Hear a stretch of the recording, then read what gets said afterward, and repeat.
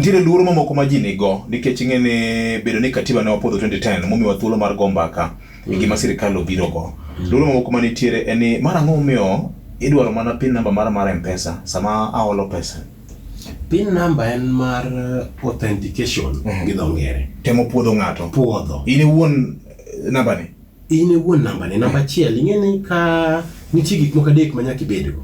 Mokwongo nyaka ibed gi ID number mane kare. Ma sirikal kwayi ni ket ID number ni. ID number ni nigi puodho. Ere kaka gipuodho ID number ni? Gin gi record mag ID numbers te ma gisechiwo ne jopiny. Ni be en mar ng'ane adieri. Mar ariyo, be ID number ni ema ne miyo joma ne register go weg kambi mag simu ka be en kare. Nikech nitie kembe simu adek mwatiyogo. Nitie Safaricom, nitie Airtel, nitie gi Telcom. To kembe adegi bende nitie gi mobile money platform gi ma koro nie Hustler Fund ni. Nitie T-Cash mar Telecom. Nitie Airtel Money mar jo Airtel. Kato nitiere M-Pesa ma Safaricom. Gigi tetetek makwanogi be inyalo donje gi kionge pin. Nyaka iket pin ki access Airtel Money. Nyaka iket pin ki access T-Cash. The same thing gi Airtel gi M-Pesa. Mano nyiso niya pesa me sirikal dhi micha. Ka in gi Airtel line, ioro nigo Airtel Money.